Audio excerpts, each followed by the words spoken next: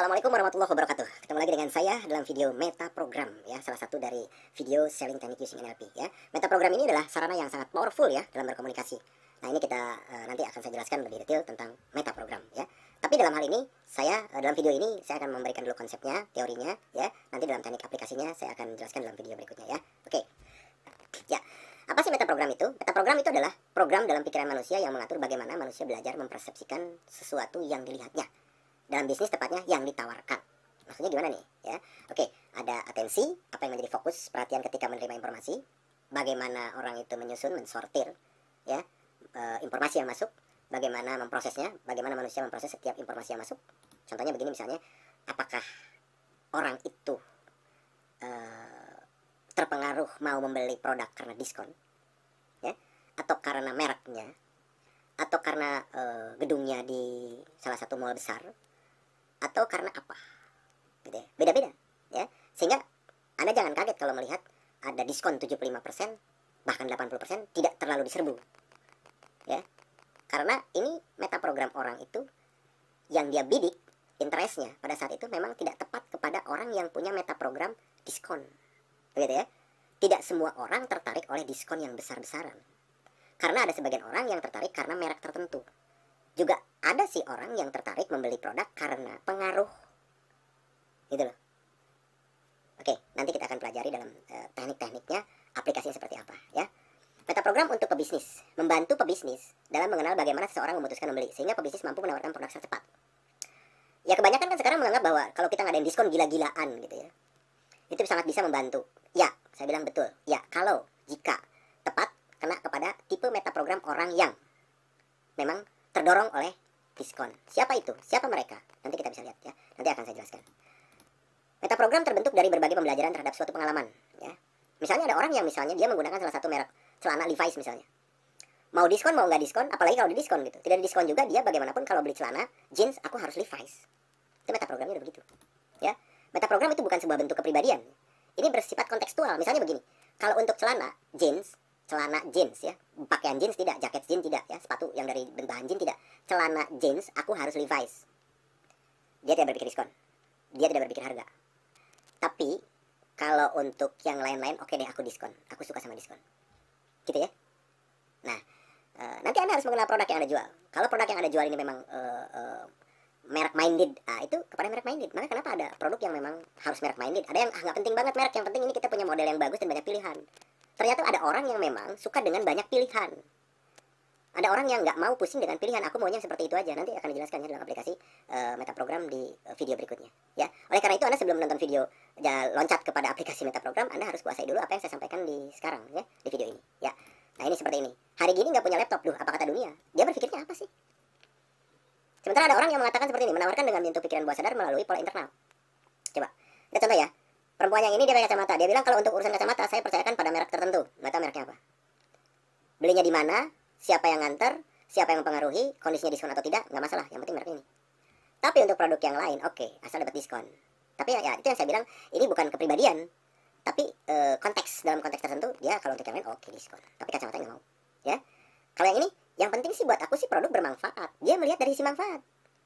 Kalau nggak ada manfaatnya, kan kalau kita buat secara umum, bahwa orang membeli produk itu karena mencari manfaatnya ya. Tapi ada orang sebenarnya tidak itu. Sebenarnya orang membeli produk itu tidak kepada manfaatnya saja. Ya, ada orang yang beli produk karena memang tadi, misalnya karena bukan manfaat produk langsung gitu. Seperti misalnya membeli handphone merek tertentu dengan kondisi yang hebat, itu manfaatnya adalah untuk chatting, browsing, MP3, Facebook online dan bla bla bla. Kan itu manfaatnya. Tapi sebagian orang juga ada yang dia nggak ngeh amat untuk itu, cuma dia bilang ya yang penting aku sih gaya-gaya aja hari gini tidak punya, nah seperti yang kita katakan lainnya, hari gini nggak punya laptop dulu apa kata dunia, padahal dia nggak tahu, dia tahu nggak manfaatnya apa. Dia manfaatnya dia bukan untuk itu, hanya untuk bisa kalau ditanya oleh orang lain, lu punya laptop nggak? Ya ada dong, laptop gua kayak gini. Oke, hanya untuk itu. Nah nanti ini meta program ini maka saya katakan sangat powerful ya, sangat powerful ya. Nah untuk bisa kita cara mengenali meta program seorang itu bagaimana? Kita bisa dapat dari respon yang diberikan atau perilaku yang nampak. Ya, lebih jelasnya kita praktekkan dalam aplikasi meta program untuk bisnis ya. Yaitu seperti ini ya. Yang pertama toward, from, away from selling. Setelah video ini kita langsung ke toward from dan away from selling.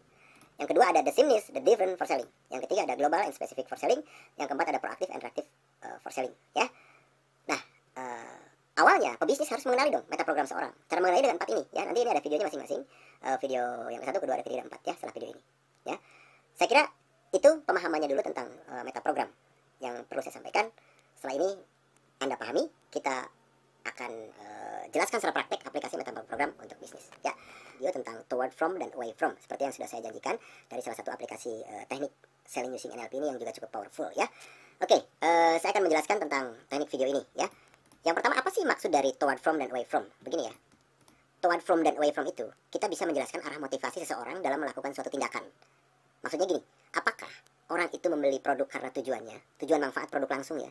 Atau memang hanya untuk menghindari penderitaan? Oh, penderitaan apa maksudnya ya? Maksudnya supaya kalau ditanya atau supaya nggak kelewatan gitu. Supaya tidak terlewati tren ini misalnya. Atau supaya kalau ditanya dia bisa jawab punya nggak sih? Ada dong gitu ya. Contohnya gini ya. Misalnya kita harus tahu nih, apakah konsumen inginkan dari membeli laptop? Ya. Ada dua kalau kita lihat dari teknik toward from dan away from. Karena tujuan penggunaan laptop harus sesuai fungsinya. Dia untuk browsing, dia untuk chatting, dia untuk grafis, dia misalnya untuk Word ya, Word editing gitu, atau untuk apa dan sebagainya, sesuai dengan program-program laptop yang diinstalasinya, kan begitu ya. Itu tujuannya, ada yang begitu. Tapi kita tidak menganggap hanya itu saja. Bukan kepada tujuannya saja orang membeli itu. Ada loh orang yang memang karena hal lain, seperti supaya ada aktivitas ya, dan supaya bisa menghindari penilaian orang gaptek ya dari orang lain. Maka bagaimana? Sekarang tugas kita sebagai marketer membuat kalimat penawaran sekaligus bisa mempengaruhi kedua meta model konsumen tersebut. Bisa mempengaruhi orang yang tujuannya produk membeli manfaat, yang satu lagi memang untuk kepentingan menghindari penilaian gaptek dari orang lain. Supaya dua-duanya kena ya. Seperti ambil contoh begini.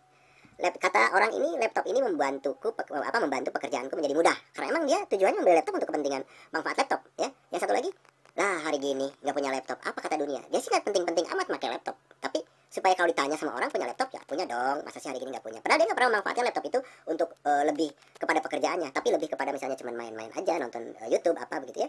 Maka kalimat penawarannya supaya bisa kena kedua orang ini adalah seperti ini. Misalnya mereknya USAS ya, saya nggak mau menyebut merek, salah satu merek USAS, performa tinggi untuk bisnis Anda, laptop kelas dunia. Nah ini kena kedua-duanya. Performa tinggi untuk bisnis itu untuk orang yang membantu pekerjaan, orang yang pengen pekerjaannya seperti ini, yang manfaat dan tujuannya ya. Tapi kalau untuk laptop kelas dunia, kenanya sama dia, sama wanita ini ya, karena orang ini pengen ngetop gitu loh, kelasnya laptop yang oke banget gitu ya. Jadi kedua penawaran ini bisa memberikan pengaruh kepada kedua orang ini. Oke, kita lihat yang kedua lagi ya. Misalnya ini mencari bisnis yang menguntungkan, bapak ini mencari bisnis yang menguntungkan, perempuan ini mencari bisnis yang kira-kira bisa memberikan mengisi peluang ya, mengisi waktu luang bisnis apa ya, pengen mengisi waktu luang bisnis apa ya. Maka penawarannya harus menyentuh kedua orang ini. Manfaatkan waktu luang Anda dengan paket bisnis pulsa ini. Manfaatkan waktu luang menawarkan ke sini. Modal sekali, hasil berkali-kali. Ini mempengaruhi orang yang ini. Saya kira gitu ya.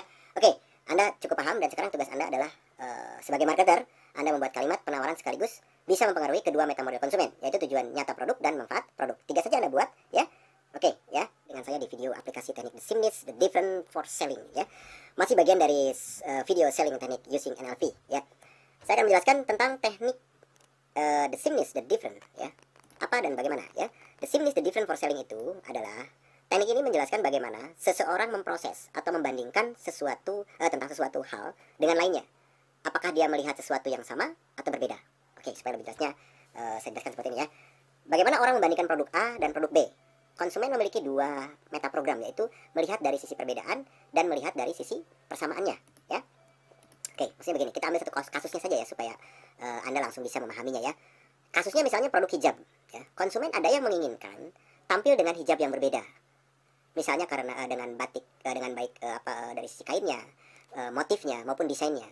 Nah, tapi ada konsumen lain yang menginginkan hijab yang sama dengan yang dipakai muslim pada umumnya. Dia nggak mau tampil-tampil beda gitu kan. Dia nggak mau yang ya desainnya macam-macam kayak gitu. Udahlah pokoknya aku yang sama-sama aja ya, biasa-biasanya orang pada umumnya seperti apa sih gitu. Ya kan?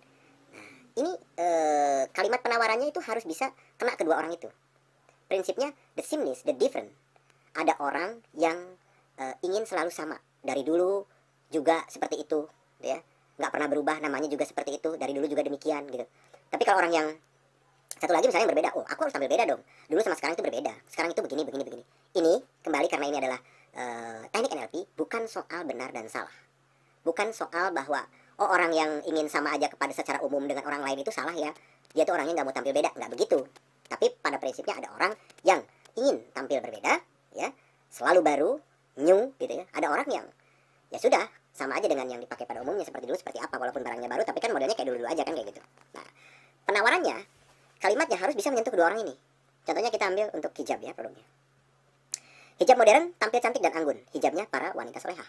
Nah, ini sudah mengambil dua. Hijab modern, ini orang yang pengen tampilnya beda. Tampil cantik dan anggun, orang yang pengen tampilnya beda. Hijabnya para wanita solehah. Ya, untuk yang hijabnya sama dengan pada umumnya yang dipakai oleh muslimah umum. Ya. Tapi kalau kita tutup aja hapus ini. Misalnya kita pakai hijab modern, tampil cantik dan anggun. Mewah. Nah, orang yang pembeli yang konsep meta programnya tidak suka dengan hal-hal yang baru, yang terbaru, yang bisa tampil berbeda, itu nggak kena. Ya. Bukan lantas kemudian, oh iya kita kan menawarkan produk untuk produk-produk yang untuk orang-orang yang pengen tampil beda. Kesannya kan kayak yang memang dipikir orang semua pengen tampil beda gitu kan. Enggak, ada konsumen yang juga ingin tampil misalnya umum ya, sama dengan umumnya dari dulu hingga sekarang gitu loh. Kalau ada orang yang sekarang The Sims hari ini oke, gitu kan, nah itu nggak kena. Nah makanya kita jangan heran ketika ada sebuah penawaran di dalam sebuah promosi, dalam sebuah kalimat penawaran itu ada yang kena kebetulan misalnya interestnya, usianya, usia dari interest yang kita targetkan itu marketnya pas, kalimatnya pas, kena gitu kan. Tapi kemudian juga untuk interest atau target market tertentu itu juga usianya demikian, bukan berarti usia-usia tertentu itu hanya ingin tampil beda saja. Tapi usia tertentu juga ada yang karena dari pengalamannya, dari apa yang dia pelajari, mungkin dari nasihat-nasihat orang tuanya, juga dia ingin tampil seperti biasa-biasa saja, tetampil seperti pada umumnya gitu ya. Maka tetap di dalam NLP kita membuat sebuah penawaran supaya kena kepada dua jenis meta model ya, dua jenis belief yang dimiliki oleh orang. Oke? Nah, nanti kita akan coba mengadakan tugas, bikin tugas ya, buat coba oleh Anda sebagai marketer membuat kalimat penawaran sekaligus bisa mempengaruhi kedua meta model konsumen, yaitu berbeda dan sama. Produk Anda apa? Ya, makanan, minuman, pakaian. Pakaiannya apa? Ya, lebih spesifik lagi, saya sepatu atau tas atau apa? Coba ingat, kalau misalnya Anda bikin tas modern, tas yang modelnya terbaru, tas model terbaru, ya, new produk ini baru. Nah, itu akan kena kemana? Ke orang yang berbeda, orang yang pengen selalu baru, selalu tampil wah, selalu tampil belum pernah dipakai orang, baru pertama kali muncul. Nah, itu kena sama konsumen yang berbeda. Ingat, ada konsumen yang the different, berbeda. Ada konsumen yang the same. Misalnya produk baru, kemudian produk baru hasil modifikasi dari produk lama. Ini orang yang sama pengen gitu, dia akan tertarik ya. Jadi buat kalimat yang berbeda-beda tapi tetap sama misalnya gitu ya. Oke, itu tugas Anda. Silakan Anda buat dulu tugas itu. Kemudian nanti kalau ada kesulitan, Anda boleh chat dengan saya, Anda boleh inbox. Ini cara membuat seperti ini bagaimana ya. Kemudian Anda nggak usah pusing dengan, wah ini banyak sekali teknik ini yang mana yang cocok. Ingat, yang pernah saya sampaikan di video-video awal. Ini adalah konteks ya. Tidak berarti satu teknik itu harus digunakan oleh konteks yang mana ya. Kita gunakan sesuai dengan produk yang kita tawarkan dan sesuai dengan target market yang kita mau tawarkan. Tapi pada prinsipnya di dalam meta model itu ada orang yang berbeda dan ada orang yang sama. Ada orang yang beli karena tujuan, ada orang yang beli karena memang menghindari dari agar tidak ketinggalan zaman gitu kan. Ada apalagi tadi ada orang yang sudah 3 video tadi apa, toward from, away from the sickness. Kemudian nanti satu lagi akan saya jelaskan ya kepada Anda belum. Ya, saya kira itu saja. Jadi Anda silakan bikin tugasnya. Sekarang tulis dari produk Anda ya. Mudah-mudahan bermanfaat. Terima kasih. Terima kasih sudah menyimak. Harap didukung. Terima kasih.